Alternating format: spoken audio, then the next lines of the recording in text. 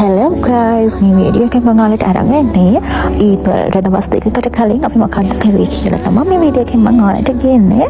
ඉතින් ඊත් වල දවස් දෙකකට කලින් අපි ප්ලෑන් කරා ගිෆ්ට්ස් වගේක් දෙන්න.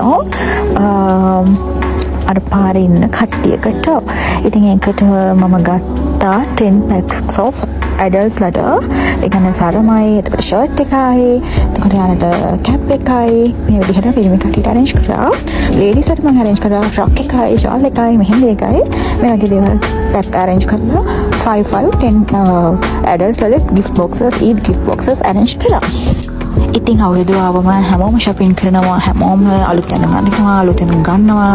ඉතින් ඒ දවස් හැමෝම ගොඩක් සතුටින් ස්පෙන්ඩ් කරන දවසක් ඒ අවුරුදු කියන දවස. ඉතින් ඒ වගේම නැති කට්ටිය එතකොට ඇඳුමක් ගන්න බැරි කට්ටිය ගොඩක් දෙනෙක් ඉන්නවා ඒ අතරේ.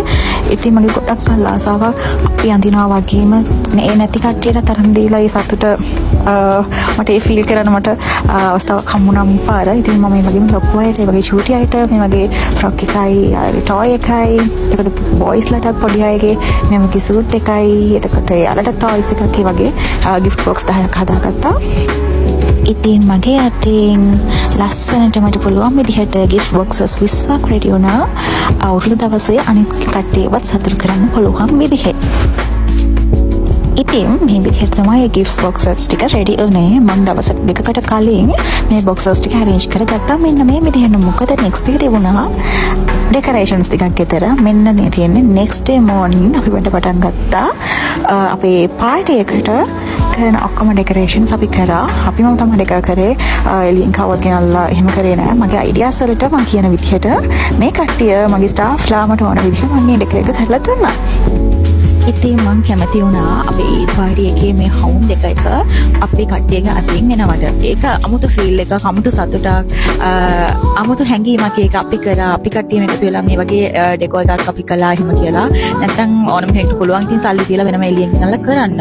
මීට වැඩි ලස්සනට කරන්න පුළුවන්. හැබැයි මේක ඒ තරම් ග්‍රෑන්ඩ් නැති වුණත් අපිට කරන්න පුළුවන් හැමෝම එකතු වුණත් දෙයක් කරන්න බැරි දෙයක් නැහැ ඉතින්. මට හිතෙනවා එයාලට කරන්න පුළුවන් ලොකු වැඩක් අපි දක්වා කියලා. ඉතින් ලස්සනට තිබුණා ඉතින් අපේ ගෙදර living area එක. ඒතරම් ලස්සනයි. කට්ටිය ඩෙකෝ වැඩ කරන්න පටන් ගත්තා. ඩෙකෝ එක ස්ටාර්ට් කරේ afternoon වගේ.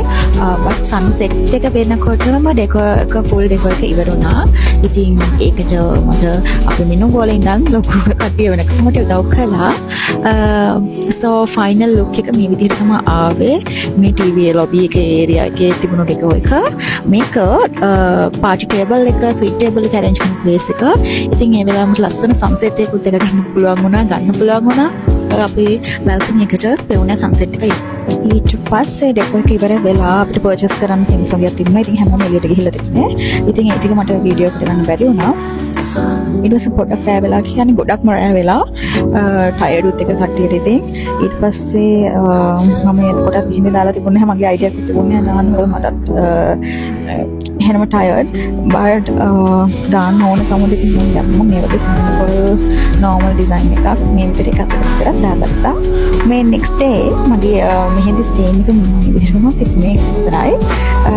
so හොඳ කලර් එකක් තිබුණා. so next day morning මම prayers වලට යන්න හිටියේ but prayers වලට මට යන්න බැරි වුණා. මට අසනීපයි නිසා.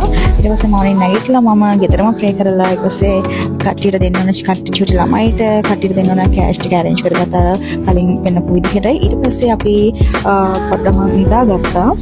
ඊට පස්සේ අපි order කරපු කෑම ටිකක් ආවා. මේ පාර අපි ගෙදර කෑම ඉල්ලුවේ නැහැ අපි. මොකද අපිට පහුගිය දවස්වල වැඩ කරලා ගොඩක් tired නිසා order කරලම එහෙම ගෙන්නගත්තා. එකක් order කරා Aladdin Darbar එකේ. අනිත් එක Hill Street එකේ තියෙන Hill Street එකේ තියෙන Malay restaurant එකෙන්. but to be honest කියනවා නම් කෑම දෙකම සිද්ධුනේ නැහැ. මම කෑවේ කියන්නේ පොඩ්ඩයි කෑවේ මම කෑවේ නැහැ. මම එක සහන එකක් order කරා distribute කරන්න.